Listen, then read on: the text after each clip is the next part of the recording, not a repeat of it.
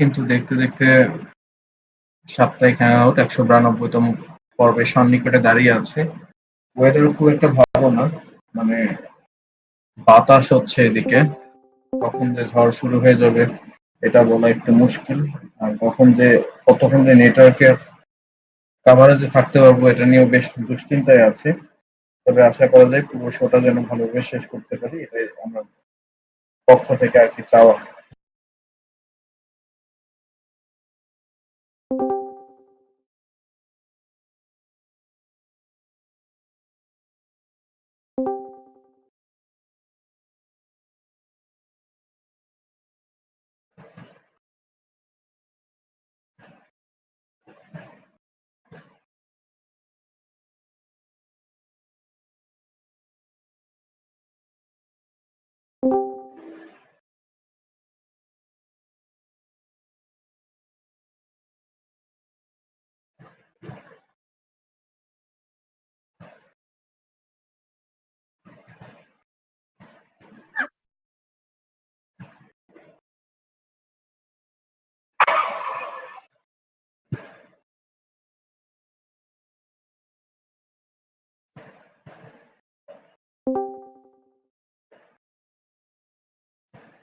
করে নেওয়ার পরে এই ধরে গিয়ে সার্চ করবেন। তারপরে এই কর্নারে আপনারা কানেক্ট ওয়ালেটের অপশনটা পেয়ে যাবেন। সেখানে ক্লিক করে ওয়ালেটটা কানেক্ট করে নেবেন। কানেক্টেড করার ক্লিক করার পরে জাস্ট একটু স্ক্রল করবেন। একটু স্ক্রল করার পরে এই যে আচ্ছা দেখেন আচ্ছা আচ্ছা আচ্ছা, কোথায় থেকে যেন ভয়েস আসছে? আবু বকর ভাই, অঙ্কন ভাই।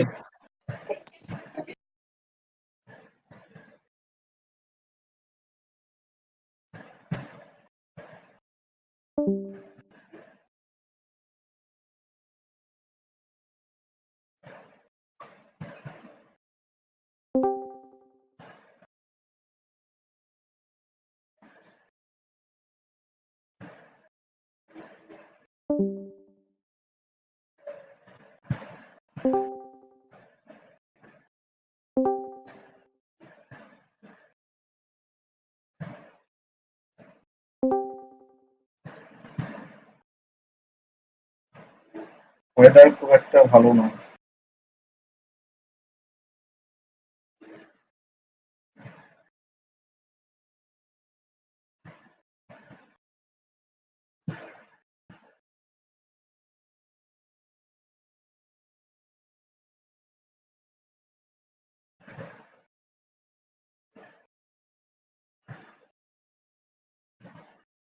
আচ্ছা যাই হোক, কাজের কথায় আসি।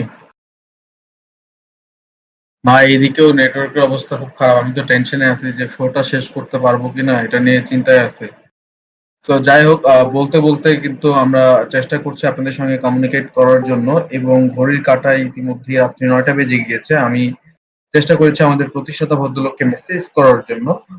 আশা করা যায় ভদ্রলোক দ্রুত যুক্ত হবেন। তবে যতদূর শুনেছি যে ওনাদের ওদিকেও ঝড় বৃষ্টি হচ্ছে, সেটা আহ, তিনি কনফার্ম করেছেন, এবং সঙ্গে আমাদের কিং প্রোস ভাইও কিন্তু ব্যাপারটা নিশ্চিত করেছেন যে তার ওখানে এখনো ঝড় বৃষ্টি হচ্ছে। তারপরেও যেহেতু আমাদের শোর সময় হয়ে গিয়েছে, আমরা চেষ্টা করব আপনাদের সঙ্গে আহ, আমাদের অফিসিয়াল যে কথাগুলো হয় সেগুলো বলার জন্য। আশা করা যায় পুরো সময়টা ধরে আপনারা থাকবেন, এবং এই তো জাস্ট একটু সময় নিচ্ছি আহ, একটা অডিয়েন্স বিল্ড আপ হওয়ার জন্য।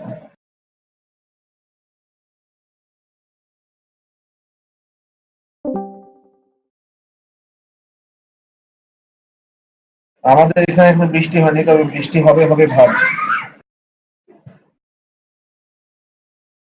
বৃষ্টি না, ঝড় বৃষ্টি হতে পারে আমাদের।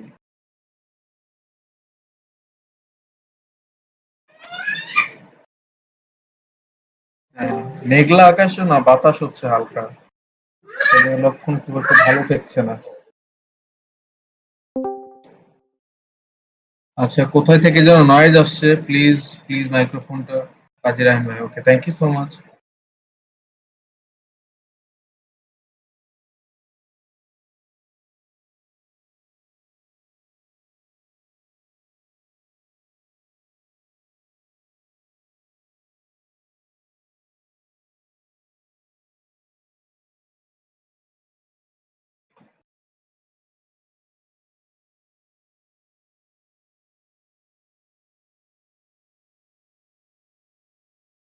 আচ্ছা, কথা না বাড়িয়ে সোজা কাজে চলে যাই, কাজের কথায় চলে যাই।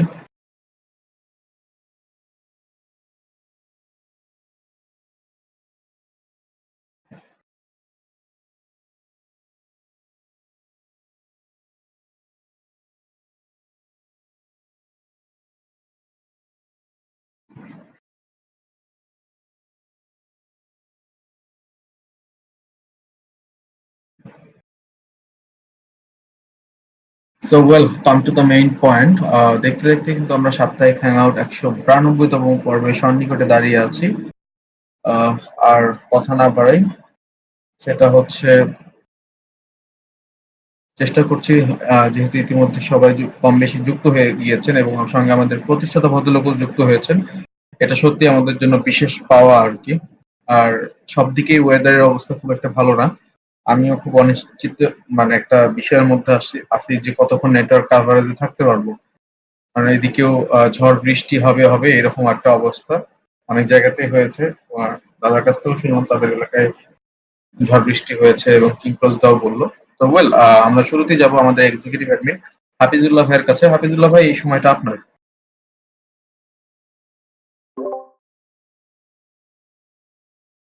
একদম ভাই, মোটামুটি বেশ ভালোই শোনা যাচ্ছে। আপনার ওদিকের কি খবর?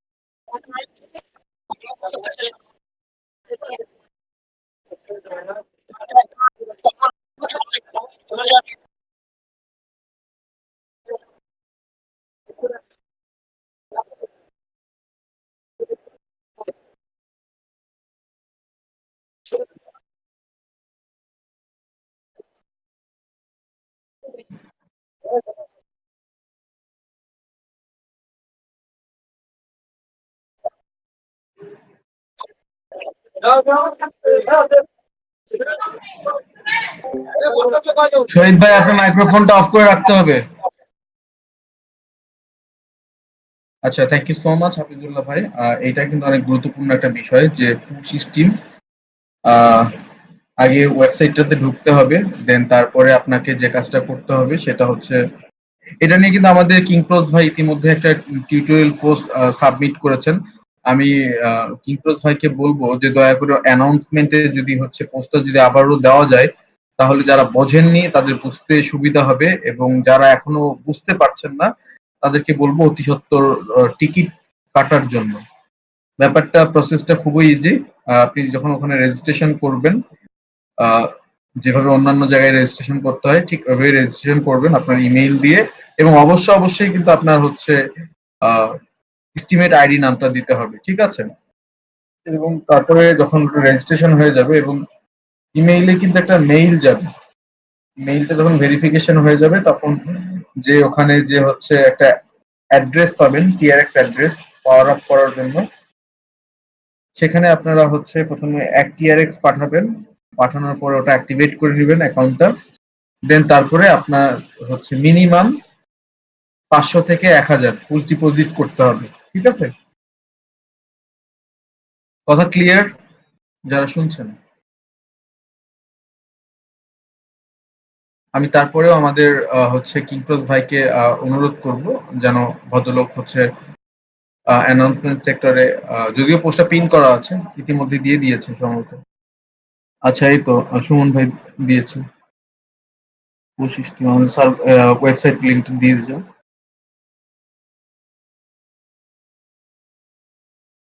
আচ্ছা, এইটার মাধ্যমে কিন্তু আপনারা যেটা করতে পারবেন সেটা হচ্ছে আপনার ব্যালেন্সটা দেখতে পারবেন।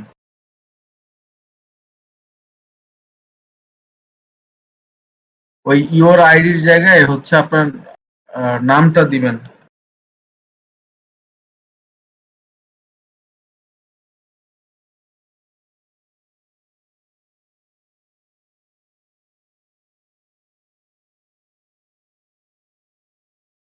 আচ্ছা, এই সম্পর্কে বিস্তারিত সুমন ভাই বলার চেষ্টা করবে। আর এই তো নওরিন ম্যাম ইতিমধ্যে আমাকে জানিয়েছে তিনি অনলাইন ক্লাসে যুক্ত আছেন। অবশ্যই ফ্রি হলে তিনি জয়েন করবেন। আর এছাড়া সিয়াম ভাই আজকে অসুস্থ, তিনি থাকতে পারবেন না বলেছেন। আমরা সোজা চলে যাবো আমাদের সকলের প্রিয় সুমন ভাইয়ের কাছে। সুমন ভাই, এই সময়টা আপনার। ধন্যবাদ ভাই, আমার কথা শোনা যাচ্ছে? একদম বেশ পরিষ্কার ভাই। আচ্ছা, ইতিমধ্যেই ম্যাক্সিমাম ইউজার পোস্টিমে অ্যাকাউন্ট করে ফেলছেন, তবে অনেকেই একটা কমন মিস্টেক যেটা করতেছেন সেটা হচ্ছে আগে 1TRX পাঠায়ে যে অ্যাড্রেসটা অ্যাক্টিভ করে নিতে হবে, এটা অনেকেই করেন নাই।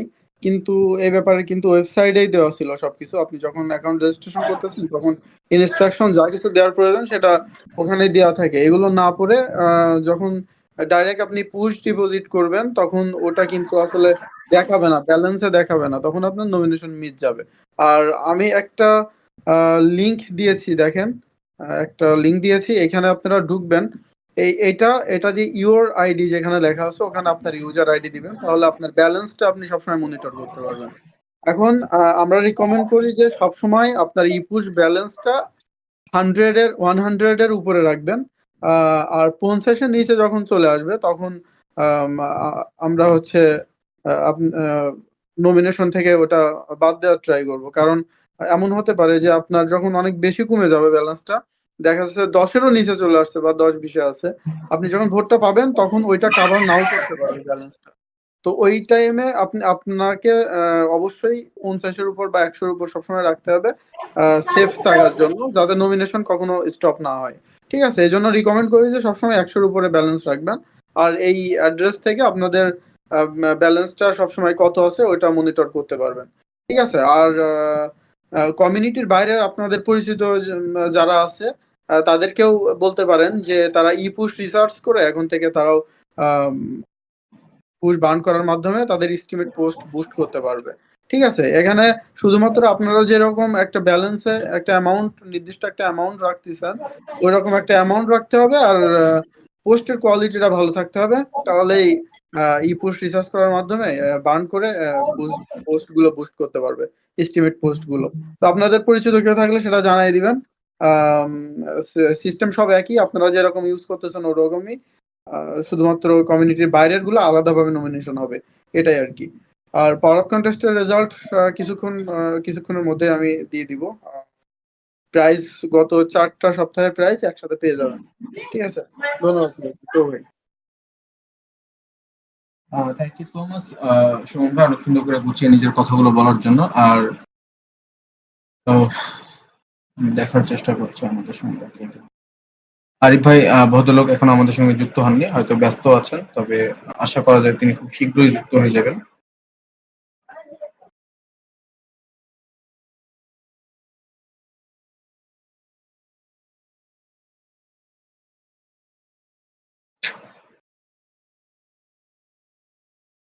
আচ্ছা,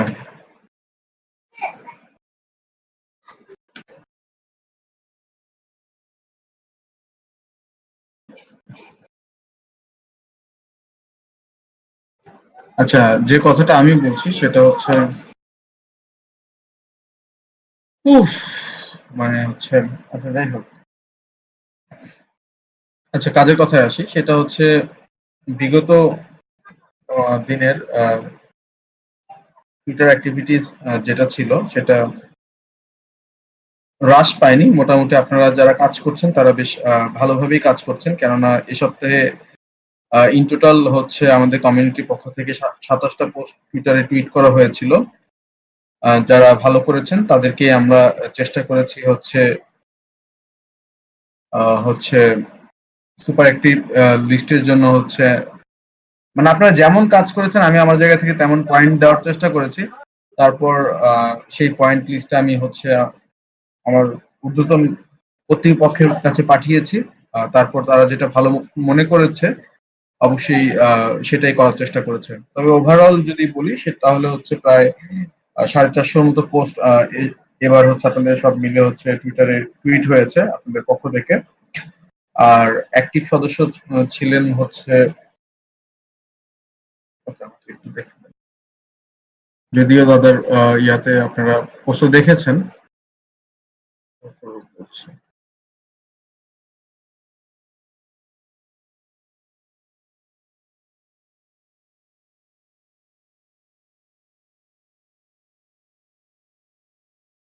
অ্যাক্টিভ সদস্য ছিলেন ৪৮ জন এবং সেখান থেকে কাঙ্ক্ষিত পর্যায়ে ছিলেন ৩৯ জন। আর সবকিছু বিবেচনা করে এ সপ্তাহে টুইটার অফ দ্য উইক হয়েছেন নীলাম সামন্তদি। তাকে কংগ্রাচুলেশন জানাচ্ছি এবং যারা অ্যাক্টিভিটিস ধরে রাখছেন তাদেরকে বলবো যে আপনারা আপনাদের অ্যাক্টিভিটিস গুলো ঠিকঠাক মতো হচ্ছে আহ, ধরে রাখুন। অবশ্যই কোনো না কোনো সময় টুইটার অফ দ্য উইক হয়ে যাবেন। আর তাছাড়া বিগত দিনের যে নিয়মটা আছে, আহ, মঙ্গলবার করে যেহেতু আপনাদের আমি হচ্ছে টুইটার অ্যাক্টিভিটিসটা দেখার চেষ্টা করি, সেটা সেই অনুযায়ী কিন্তু আমি আপনাদের হচ্ছে পোস্টগুলো কিন্তু নমিনেশনে পাঠানোর চেষ্টা করি। মানে আমি নরেন ম্যামকে দিই, নরেন ম্যাম সেটা নমিনেশনের আন্ডারে নিয়ে যায় আর কি। তবে ওই যে মূল কথা হচ্ছে সাপোর্ট পেতে গেলে আপনাকে হচ্ছে আপনার ইপুশ স্টিম ইপুশে হচ্ছে ব্যালেন্স রাখতে হবে ওয়ালেটে, পুশ ব্যালেন্স রাখতে হবে। ঠিক আছে, বার্ন করার জন্য আপনার পুশ বার্ন হবে, দেন আপনি ভোট পাবেন। আচ্ছা, কথাটা কি আপনারা বুঝতে পেরেছেন? আইদার আমি আপনার পোস্ট যতই পাঠাই আহ, তাহলে কিন্তু বট কিন্তু স্কিপ করবে। যারা শুনছেন তারা কি কথাটা বুঝতে পেরেছেন?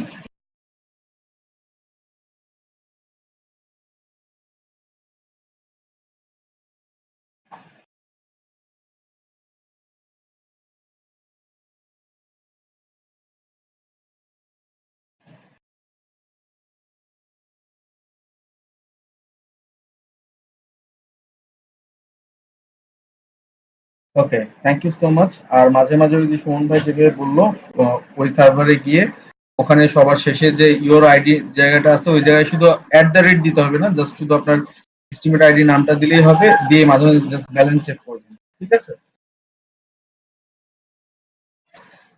তাহলে আপনারা আপনাদের সবকিছু ইজিলি মনিটরিং করতে পারবেন এবং আপনাদের জন্য খুব সুবিধা হবে।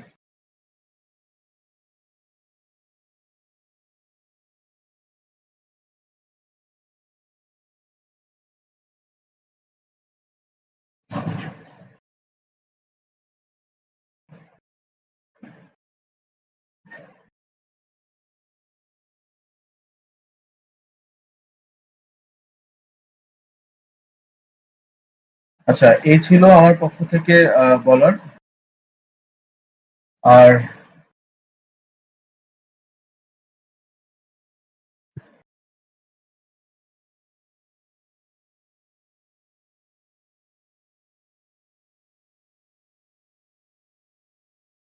কিং প্রোজ দাদার ফোন মনে হয় সুইচ অফ হয়ে গিয়েছে।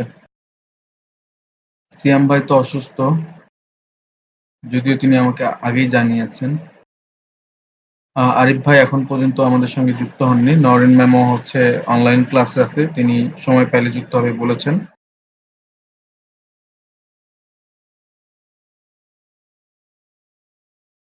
আচ্ছা, আমরা ডিরেক্ট চলে যাব এবার হচ্ছে আমাদের সকলের প্রিয় তানজিরা ম্যামের কাছে। তানজিরা ম্যাম তার বিগত সপ্তাহের এক্সপেরিয়েন্সটা লিখে জানানোর চেষ্টা করবে পুরো সপ্তাহ ধরে। আচ্ছা, তিনি পাঠিয়ে দিয়েছেন। আসসালামু আলাইকুম, আশা করি সকলেই ভালো আছেন। আগের থেকে বেশিরভাগ ইউজারদের অ্যাক্টিভিটিস অনেকটাই কমে গিয়েছে, বিশেষ করে অ্যাক্টিভ ইউজারদের অ্যাক্টিভিটিস অনেকটাই কমে গিয়েছে। পোস্ট সংখ্যাও কমে যাচ্ছে, ডিসকর্ডে তো তেমন নিয়মিত নন।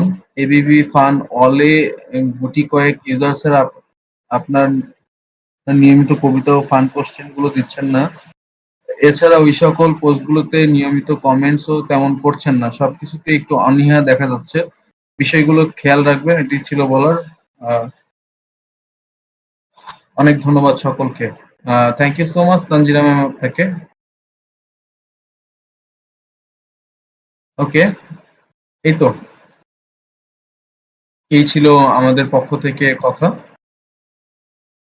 কথাগুলো কেন জানি খুব দ্রুত শেষ হয়ে গেল না?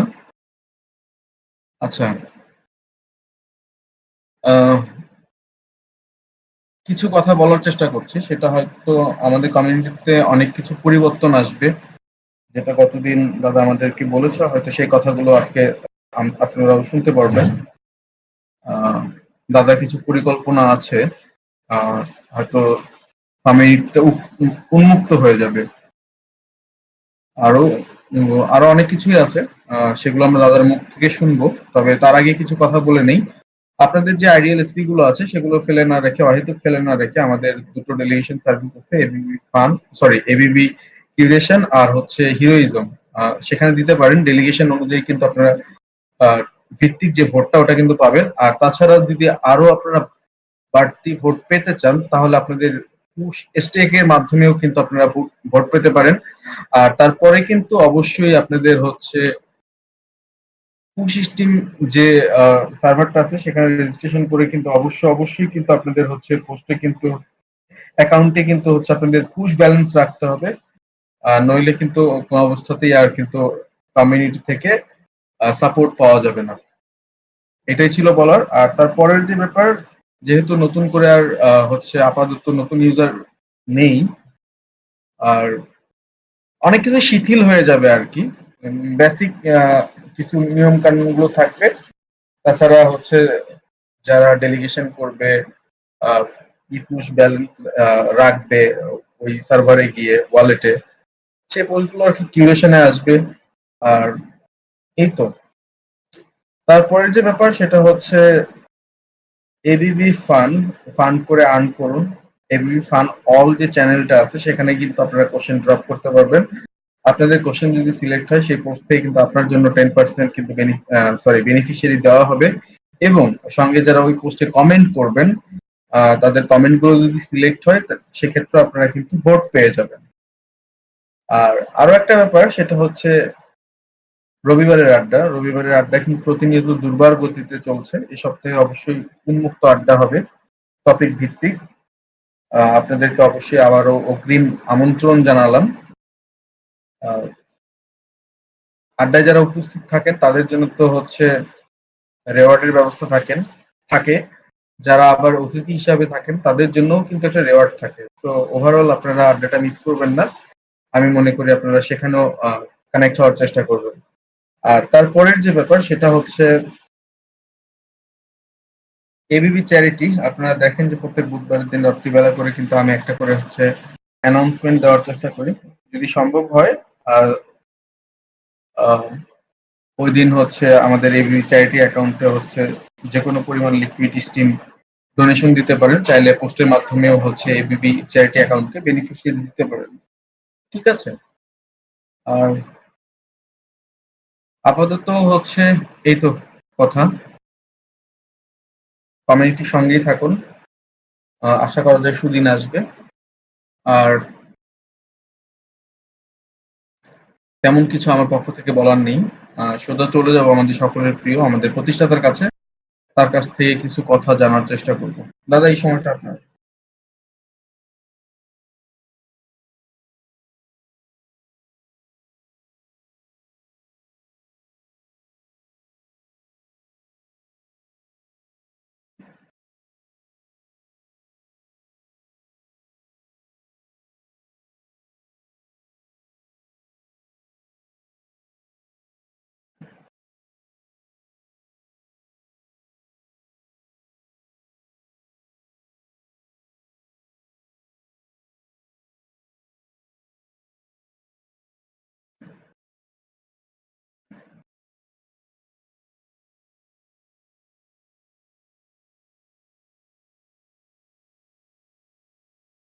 না, না, কথা আমরা দাদার জন্য অপেক্ষা করছি ম্যাম।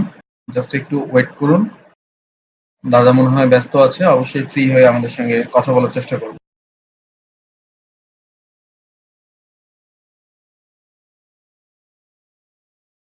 হুম, বলুন। দাদা, মানে হচ্ছে সেটা হচ্ছে এই যে কমিউনিটির একটা যে পরিবর্তন আসবে, সবাইকে তো হচ্ছে ইয়াতে রেজিস্ট্রেশন করতে হবে পুশ স্টিমে, এবং সেখানে তো ব্যালেন্স রাখতে হবে, পুশ ব্যালেন্স। মানে এই আনুষঙ্গিক বিষয়গুলো নিয়ে যদি তাদের একটু কথা বলতেন, এবং অনেকেই বুঝতে পারছে না যে এখনো বারবার টিকিট কাটছে। সেই বিষয়গুলো যদিও আমরা সর্ট আউট করার জন্য সর্বদাই প্রস্তুত, তারপরেও যদি একটু মানে ইউজারদেরকে যদি একটু মানে থাকে না কিছু কথা বললে একদম সরাসরি বললেই তারা নিজেরাও মোটিভেট হবে এবং হচ্ছে রসুন অর্ডার করে দিই ব্যাপারগুলো রসুন নেই রসুন যা আছে তাই বড় একটু ময়লা পড়ে গেছে। রসুন অর্ডার করবো আর কি করবো আর কিছু লাগবে? পেঁয়াজ পেঁয়াজ পেঁয়াজ আছে?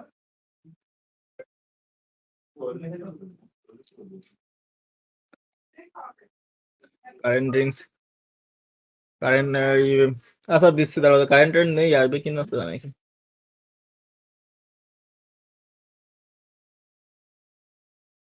হ্যালো জি দাদা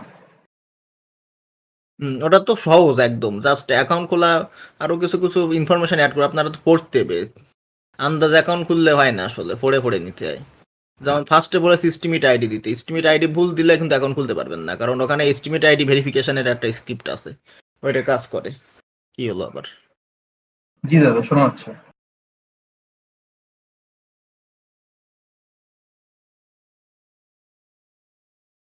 হুম তারপর ইমেলটা সঠিক দিতে হবে বারবার দেখে নেবেন তারপর পাসওয়ার্ড দেবেন দেওয়ার পর দেখবেন নিচে একটা অ্যানিমেশন আছে ঘুরতে ঘুরতে দেখা যায় যে আপনার ইমেলে একটা লিঙ্ক আছে এটা আবার আর একটা পেজেও রিডিরেক্ট করে শো করে সেখানে যে লিঙ্কটা গেছে এখানে লিঙ্কটা যদি না পান আপনি তখন আপনি কন্ট্যাক্ট করতে পারেন কিন্তু অধিকাংশ অনেক সময় স্প্যাম বা জাঙ্ক ফোল্ডারে জমা হয় সেখানে ঢুকে জাস্ট লিঙ্কটাতে একটা ক্লিক করলেই ইমেল ভেরিফাইড হয়ে যাবে ইমেল ভেরিফাইড যদি না করেন আপনি তাহলে কিন্তু ডিপোজিট অ্যাড্রেসটা পাবেন না ডিপোজিট অ্যাড্রেসটা ওখানে ব্ল্যাঙ্ক শো করবে ওখানে আমি একটা মেসেজ অ্যাড করে দেবো যে যদি ডিপোজিট অ্যাড্রেস শো না করে তখন আবার রিসেন্ড করতে পারবেন ভেরিফিকেশন লিঙ্কটা অথবা খুঁজে নিয়ে লিঙ্কে ক্লিক করবেন কারণ ইমেল ভেরিফাই না করলে ডিপোজিট অ্যাড্রেস জেনারেট হবে না এবার ভালো কথা ঠিক আছে এবার ডিপোজিট অ্যাড্রেস জেনারেট হলে কী করার আছে এক টিআরএক্স ফিক্সড এক টিআরএক্স বেশিও না কমও না বেশি দিলে সমস্যা নেই কোনো আপনার টাকা লস আর কি লাগবে এক টিআরএক্স আপনি যদি এখন 100 টিআরএক্স দেন তাহলে 99 টিআরএক্স কিন্তু ব্যাক পাবেন না কারণ এই অ্যাড্রেসগুলো আপনার ডিপোজিট অ্যাড্রেস প্রত্যেকের আলাদা আলাদা এগুলো বার্ন অ্যাড্রেস অর্থাৎ এখানে যা ঢুকবে তা কোনো বেরোবে না বার্ন হয়ে যাবে আপনি ট্রন দিন আর বিটকয়েন দিন বা পুশ দিন যা দেবেন সেটাই বার্ন হয়ে যাবে সেক্ষেত্রে বেশি ট্রন দেওয়ার রিস্ক এক টিআরএক্স যেটা বলা আছে সেটাই এক টিআরএক্স এক ট্রন দেবেন এক ট্রন দিলে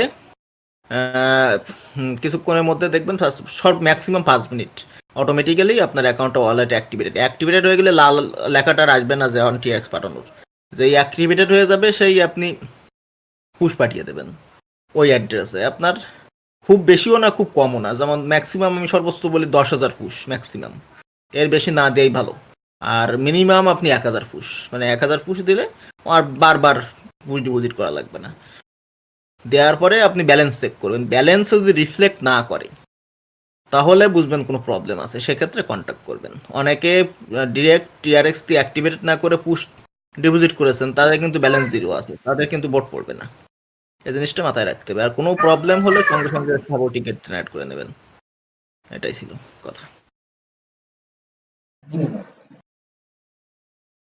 আচ্ছা আপনারা কি আমাদের প্রতিষ্ঠাতার কথা দাদার কথা বুঝতে পেরেছেন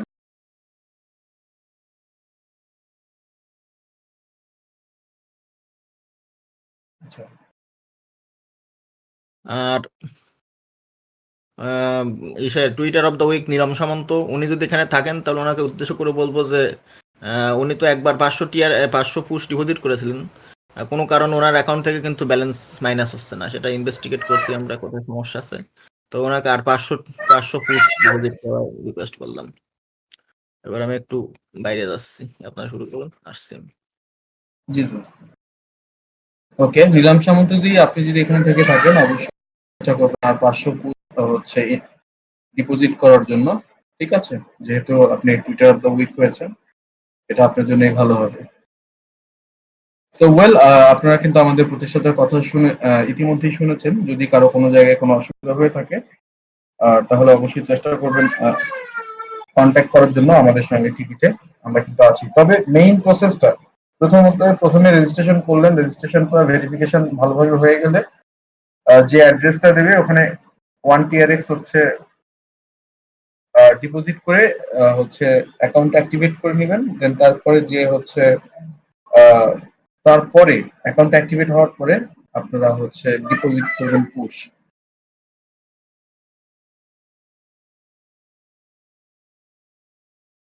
তো এই ছিল আমাদের পক্ষ থেকে কথা। আমি কুইজের জন্য রাখছি, এখন আপনারা কুইজ খেলবেন, আর তাছাড়া তেমন কোনো কথা নেই আপাতত এই সপ্তাহে। এখন হচ্ছে কন্টেস্টও নেই, কন্টেস্ট হইলে আপনাদের হচ্ছে জানিয়ে দেওয়া হবে।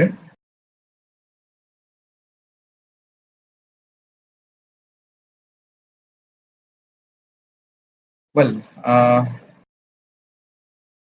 এখন কুইজ খেলবেন আপনারা, আর তার জন্য ডাকছি আমি হাফিজ ভাই, আরিফ ভাই, সুমন ভাই, আহ, এই তো হাফিজ ভাই,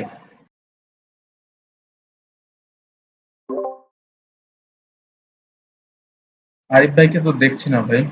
সুমন ভাই, ভাই আমি হুম, আমার একটা আর্জেন্ট কল আসছে, আপনারা কাইন্ডলি একটু কন্টিনিউ করেন।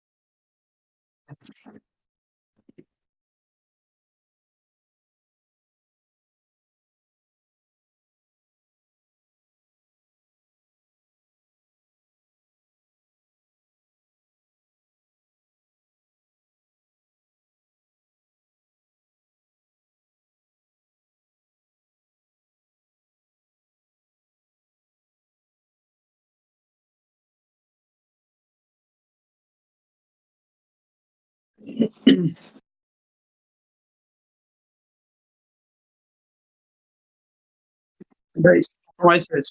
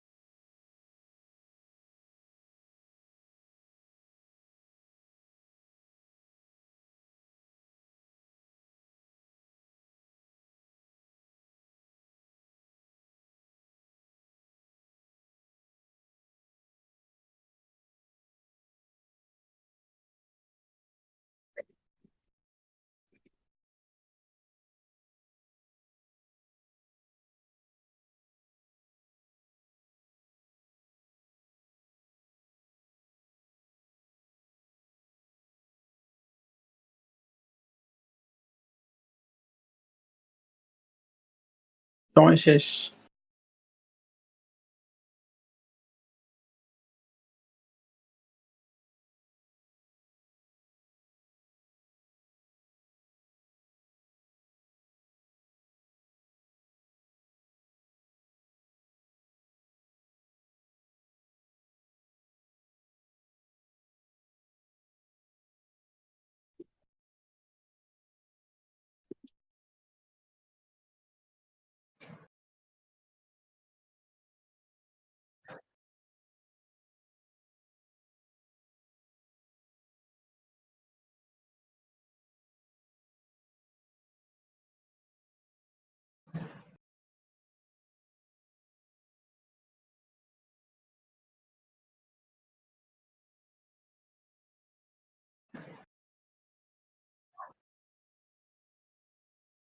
এডিট করে ডি বসাইছে দেখেন ভাই পরে। এডিট করার জন্য ওটা বাজেয়াপ্ত ঘটনা করা হলো। সময় শেষ। ডিলিট কে করছে? কিবরিয়া 001 এই এই যে এটা আমার এখন মনে পড়লো একটা জিনিস ঘটনা শেয়ার করি একটু। যে আনন্দমাঠ উপন্যাসের কিন্তু দুটো সংস্করণ আছে।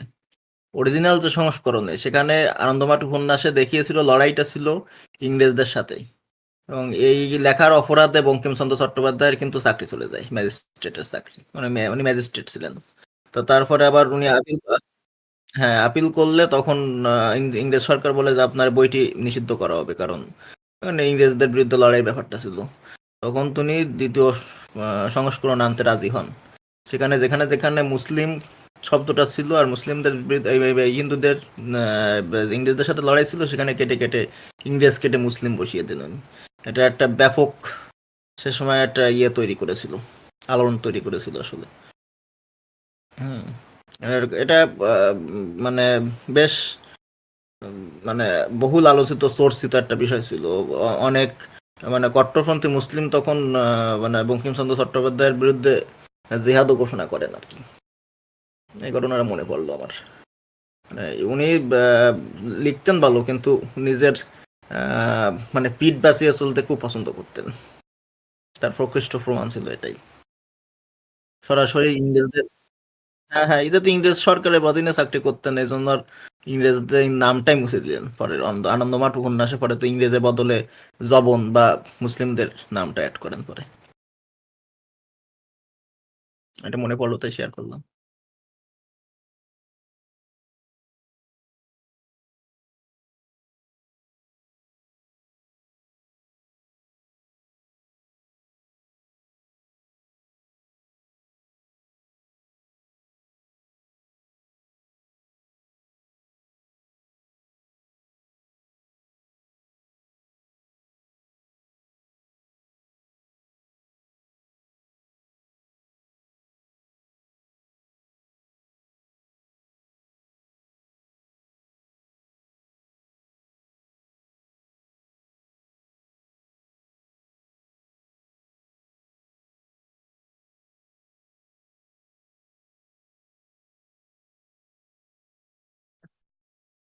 সময় শেষ।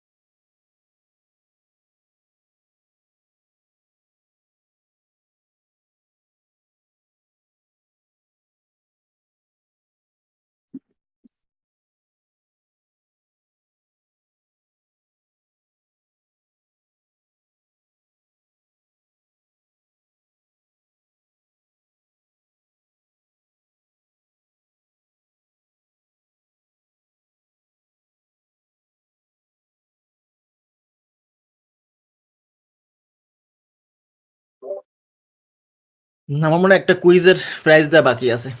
ওটা তাহলে আমাকে একটু মনে করিয়ে দেবেন একজন, কাল পরশু ভিতর দিয়ে দেবো ওটা। গত উইক না তার আগের উইকের কোনো একটা জন্য কুইজ প্রাইজ দেওয়া বাকি আছে মনে হয়।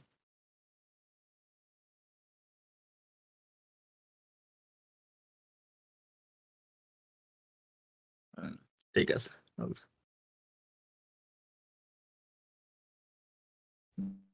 হুম,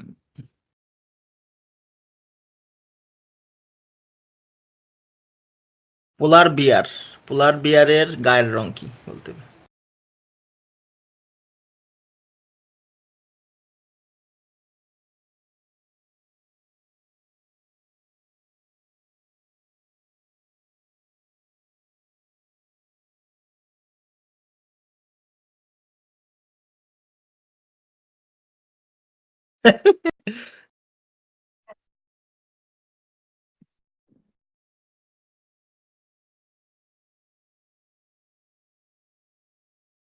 সময় শেষ। সময় শেষ।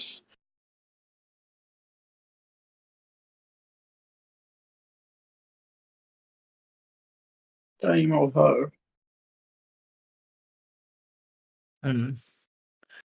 সঠিক উত্তর হবে যে ব্ল্যাক বি। আমি বলেছি যে পোলার বিয়ার গায়ের রংটা কি। আসলে বিয়ার বা ভল্লুক সবগুলোর গায়ের রং সেম। এটা হচ্ছে গাঢ় বাদামি রং বা কালো রং বলা যায়, এত গাঢ় বাদামি রং যে কালো রং। তা পোলার বিয়ার বলুন, ব্ল্যাক বিয়ার বলুন, যত বিয়ার আছে পৃথিবীতে ভল্লুক প্রাণী, সবার গায়ের রঙে কালো, কারণ স্কিনটা তাদের কালো থাকে। এখন তাহলে কথা হলো যে শ্বেত ভল্লুক বা পোলার বিয়ারকে কেন ধবধবে সাদা দেখায়? তার কারণ হলো পোলার বিয়ারের গায়ের যে যে ইয়েগুলো, লোমগুলো, এই লোমগুলো কিন্তু কালো না। লোমগুলো কাঁচের মতো, অনেকটা কাঁচের মতো স্ফটিক যা বলা হয়, কাঁচের মতো স্বচ্ছ। তো যখন সূর্যের আলো যখন বরফের পরে পড়ে সেটা রিফ্লেক্ট করে এই স্বচ্ছ ইয়েগুলো, লোমগুলোকে প্রতিভাত করে, মানে রিফ্লেকশন করে ওর পরে। এখন আমরা জানি তো কাচের পরে যখন আলো প্রতিফলিত করে ও হয়, তখন ঝিকমিক করে ওঠে একদম। আপনারা এটা সহজে দেখতে পারবেন যে সূর্যের রশ্মি যখন শিশির কণার পরে পড়ে কাঁচের পরে এটে, তখন সেটা কিন্তু ঝকমকে সবুজে বদলে কিন্তু সাদা দেখায়। এই কারণেই তাদেরকে ওরকম সাদা ধবধবে দেখায়, কিন্তু রিয়েল জিনিস হলো যে গায়ের রং হলো কালো। সঠিক উত্তর হবে কালো বা ব্ল্যাক।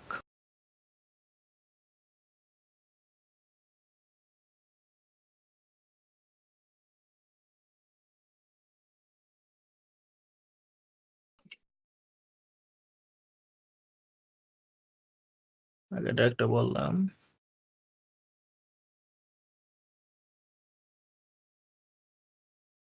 একটা কি বলা যায়? উম,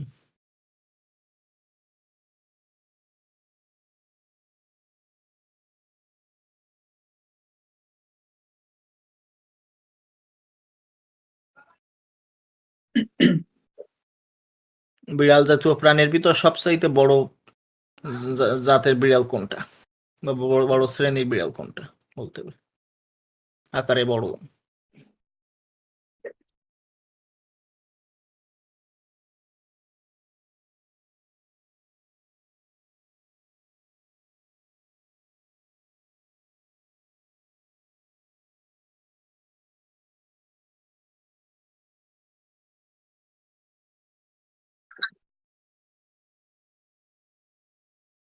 এটা একটু বুঝছেন না, প্যাঁচ আছে, দেখেন না কেউ। পোজ করে দিন, এটা একটু প্যাঁচ আছে। টাইম প্যাঁচ আছে শেষ। বলেই, হ্যাঁ এটা প্যাঁচ আছে বলেই এটা দিয়েছি সবাইকে। কেউ সিংহ বাঘ লিখলে হবে না, বরং এটা পুষ একটু লিখতে ডিপ হবে, পুষ। চিন্তা করতে হবে।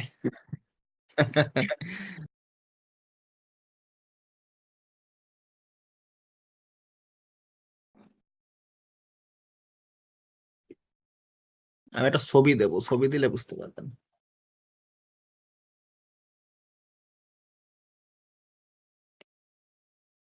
এটা কিন্তু কোনো বানোয়াট ছবি না, সঠিক ছবি।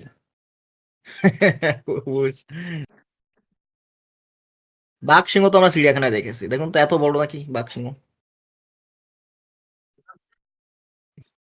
সঠিক উত্তর হবে লাইগার বা লায়ন এবং টাইগ্রেস, মানে পুরুষ লায়ন আর মেয়ে বাঘ আর কি, দুটোর তবে এটা কি ক্রস। অরিজিনাল ছবি একদম?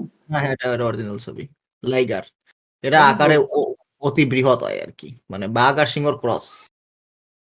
লায়ন প্লাস টাইগার, হ্যাঁ ঠিক বলেছেন। এটার এগুলো এরকম বিশাল সাইজের হয়, এজন্যই এরা তো হিংস্র হতে পারে না, কারণ খুব মন্তর গতি। উম, বাঘের তো একটা আকার থাকতে হবে, এখন যদি পেট মোটা বিশাল নাদুস নুদুস বানানো যায়, সে কোনদিন করে খেতে পারবে না। তাকে খাইয়ে যেতে হবে আজীবন, কারণ সে শিকার ধরতে পারবে না। শিকার ধরতে গেলে ক্ষিপ্র গতি হওয়া লাগে, যেটা লাইগারের নেই, কারণ এর ওয়েটটা বিশাল থাকে। সঠিক উত্তর হবে লাইগার। নামটাও লাইগার তো হল দ্য সুন্দর। Largest cat in the world, পৃথিবীর সবচাইতে বড় ইয়ে আমাদের বিড়াল জাতীয় প্রাণী বলা হয় লাইগারকে।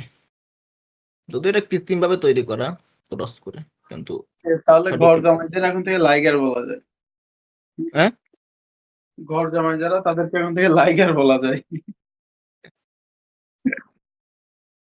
লাইগার এই যে বাচ্চাটা, ও 2 বছর বয়সে ওর মা তো একটা বাঘ ছিল, সে মা বাঘের থেকে ডাবল সাইজ হয়ে গেছে 2 বছর বয়সে। একদমই শান্ত প্রাণী। দুটো হয়েছে, আর একটা বলতে হবে।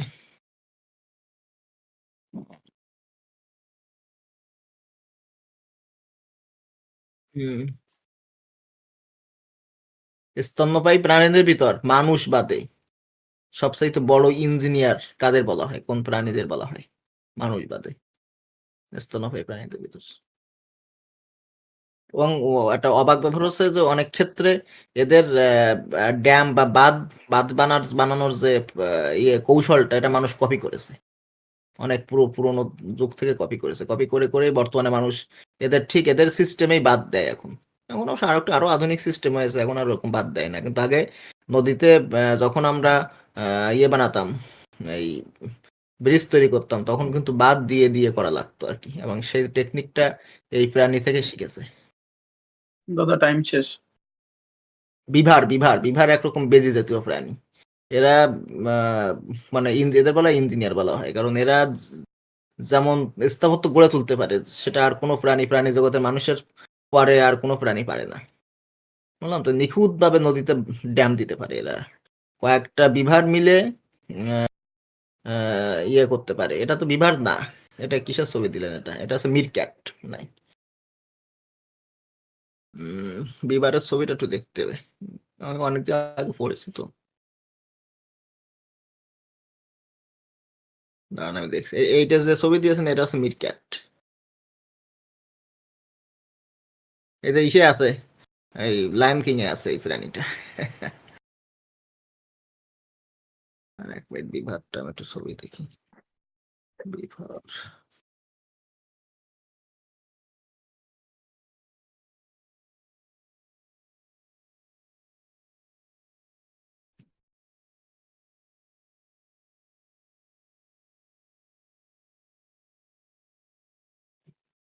এদের মুখ দেখলে মনে হয় এরা সবসময় বাদাম খাচ্ছে, ফুলে ফুলে মুখ।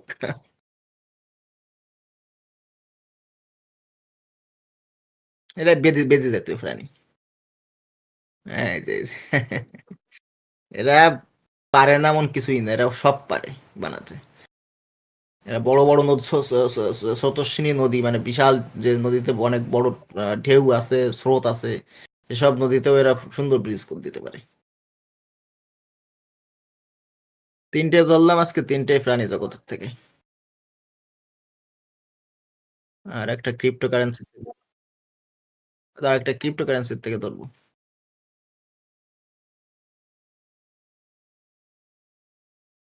বিভারের ল্যাজটা কিন্তু ইসের মতো, এই প্লাটিপাসের লেজের মতো চ্যাপটা, কারণ ওরা নদীতে সাঁতার কাটে খুব। দেখতে কিউট আছে কিন্তু। হুম, পোষা যায়, তোরা পোষ মানে।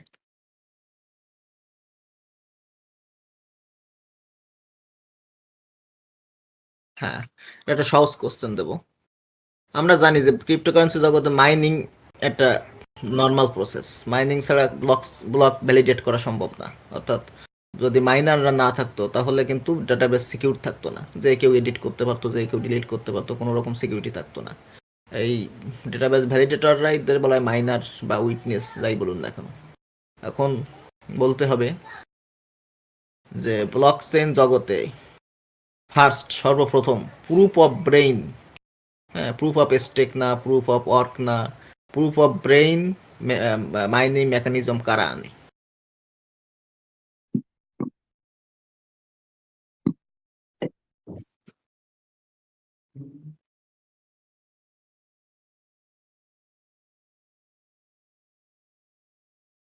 বিটকয়েনের মাইনিং সিস্টেমটা হচ্ছে প্রুফ অফ ওয়ার্ক, পিওডব্লিউ বলা হয়। ট্রনের হলো প্রুফ অফ স্টেক, পিওএস। আর সময় শেষ হলে বলবেন, লাস্টেরটা বলবেন। সময় শেষ। হ্যাঁ, আর স্টিমিটে মাইনিং প্রসেসটা আছে দু রকমের, একটা হলো প্রুফ অফ ব্রেইন, আর একটা হলো উইকনেস। অর্থাৎ সঠিক উত্তর হবে এস্টিমেট ইনক বা এস্টিমেট প্রতিষ্ঠান ইনকর্পোরেশন। এস্টিমেট সর্বপ্রথম এই আইডিয়াটা আনে, প্রুফ অফ ব্রেইন, যেটা ব্লগিং এর মাধ্যমে, অর্থাৎ আপনার ব্রেইন দিয়ে আপনি মাইনিং করছেন এখানে, এটা বলে প্রুফ অফ ব্রেইন। এটা আমি আশা করেছিলাম পারবে, কিন্তু এটা কেউ পারেনি।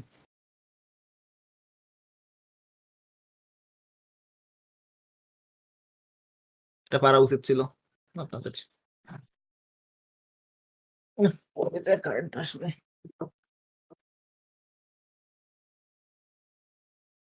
ক্রিপ্টোকারেন্সি তো দেশের নাম যদি আমেরিকা দিত তাও হতো হয়তো, কিন্তু দেশের নাম তো চাইনি আমি। চেয়েছিলাম প্রজেক্টের নাম বলতে পারলে তো, এস্টিমেট এরকম কিছু।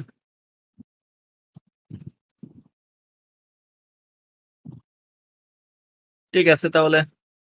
আচ্ছা, চারটে কুইজের ভিতর কয়টা কুইজের উইনার হয়েছে একটা মাত্র। মোটে? তাহলে আর একটা দিই, সহজ, একদম সহজ একটা দিই, মজার টজার কিছু দিতে হয়।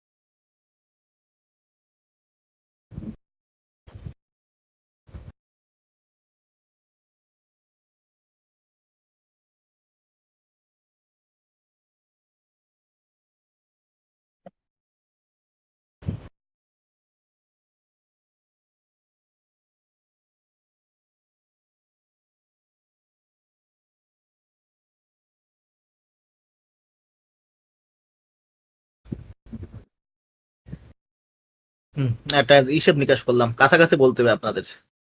মোটামুটি মানে অ্যাকুরেট না বললেও চলবে। মার্চ মাসে, মানে এপ্রিল না, এই মাস না, কিন্তু তার মানে এটা তো মে মাস পড়ে গেছে আজকে।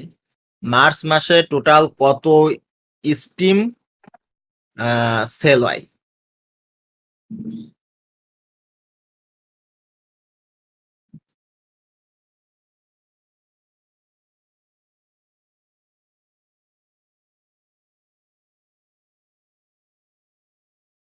এটা একটু প্রশ্নটা একটু ভুল হয়েছে আসলে, প্রতিদিন তো সেল হতে থাকে, মানে হিসাবের বাইরে সেল হয় হঠাৎ করে একটা অ্যামাউন্ট, বড় একটা অ্যামাউন্ট চলে আসে যেটা মার্কেটে সেল হয়। বোধহয় টাইম শেষ। এটা তো 4,72,00,000, দেখুন কাছাকাছি কে বলেছে। একজন লিখছে 4 কোটি, প্রথমে একজন লিখছে 4 কোটি, ওইটাই সবচেয়ে কাছাকাছি। তাহলে ওটাই হবে উত্তর। $6 মিলিয়ন, মানে $60 লাখ সমান স্টিম সেল হয়, যেটা মাত্র 3 দিনে সেল হয়। 3 দিন, আড়াই দিনে সেল হয়। এটা হলো এসবিডির টাকা। এসবিডি বিটকয়েনে 3 দিন পরে কনভার্সন করে 3 দিন পরে একবারে সেল দিয়ে দেয়, যার জন্য বিশাল 26-27 সেন্ট ছিল দাম, সেখান থেকে একবারে 14-তে নেমে আসে।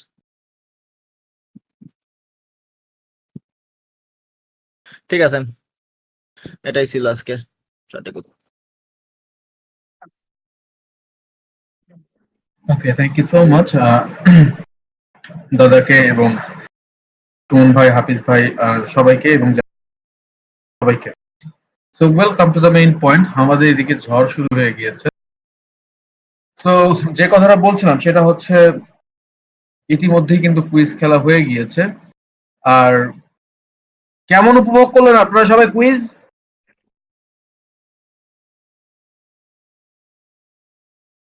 ওকে, বিশেষ করে দাদার কুইজের মাধ্যমে কিন্তু আমরা অনেক কিছুই জানতে মোটামুটি সেগুলো কিন্তু শিক্ষণীয় হয়। হাফিজুল্লাহ ভাই এবং হচ্ছে সুমন ভাইকে ধন্যবাদ যে কুইজ সেকশনটা পরিচালনা করার জন্য আজকের। আচ্ছা, ইতিমধ্যে কিন্তু আমাদের সঙ্গে কিন্তু আরিফ ভাই যুক্ত হয়েছে। আরিফ ভাই, আপনার কথা কিন্তু আজকে শোনা হয়নি, যদি আপনি একটু কাইন্ডলি কথা বলতেন।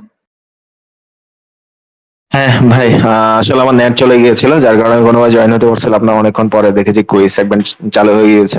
তো প্রথমত হচ্ছে আমার এবিবি যে সিস্টেম যেটা আছে ওটার ব্যাপারে কিছু কথা বলার ছিল। এখানে একটা বিষয়, পুশ সিস্টেমে কিন্তু আপনারা মানে মেইনলি অনেকের একটা সমস্যা হচ্ছে ইউজারের আপনাদের পুশটা কাটতেছে না। আমি কয়েকজনের চেক করলাম, তো দাদাও চেক করেছেন জিনিসটা। এটা পরবর্তীতে যদি কখনো কাটা হয় তখন কিন্তু আপনার যেদিন থেকে রেজিস্ট্রেশন করেছেন ওই দিন থেকে আপনার ওই পুশগুলো কাটা হবে। এটা একটু আমি আগে থেকে বলে দিচ্ছি। মেবি হচ্ছে দাদা যে অ্যানাউন্সমেন্ট দিয়েছেন আর কি ওই দিন থেকে আর কি। একটা ফার্স্ট ইয়েটা এটা। আর দ্বিতীয় ব্যাপার হচ্ছে বর্তমান কিন্তু আপনাদের মানে হচ্ছে যেহেতু কিছুটা পুশ কাটা হবে, তো আপনাদের ওভাবে ছাড় দিয়ে আসলে সবকিছু করা হচ্ছে, ঠিক আছে। আর আপনাদের কম্পিটিশন করতে হবে অনেক বাইরের অনেকে, যাতে সেটা ওপেন কমিউনিটি করে দেওয়া হবে। দাদা শুরুতে এই বিষয়গুলো বলছে কিনা জানি না, হাফিজ ভাইরা বলছে কিনা। আবার আমি একটু বলতেছি, মানে হচ্ছে ওপেন কমিউনিটি করে দিলে কিন্তু আপনাদের কম্পিটিশনটা আরো বেড়ে যাবে। হ্যাঁ, তো ওই সময় হচ্ছে যে আপনাদের পোস্টের উপর ভালো নজরদার, মানে পোস্টে হচ্ছে মেইনলি ফোকাস রাখা হবে, অ্যাক্টিভিটিসটা রাখা হবে। সবকিছু মিলিয়ে আপনারা মানে আগে যেরকম ছিলেন এটা থেকে একটু হয়তো বা ভিন্ন কিছু পাবেন হয়তো বা, কারণ হচ্ছে পুশ নির্ভর সবকিছু চলে আসতেছে, স্টিমটাও পুশ নির্ভর হয়তো বা এরকম আসবে। তো এগুলাই আর কি। জি, ধন্যবাদ সবাই। Okay, thank you so much Arif ভাই। তো বন্ধুরা, আমরা এখন যাব সুপার একটি লিস্ট অ্যানাউন্স করার জন্য। আর যার হোল ক্রেডিট আমাদের সকলের প্রিয় এক্সিকিউটিভ অ্যাডমিন উইঙ্কলেসা। তো আমি সেটা বলার চেষ্টা করছি।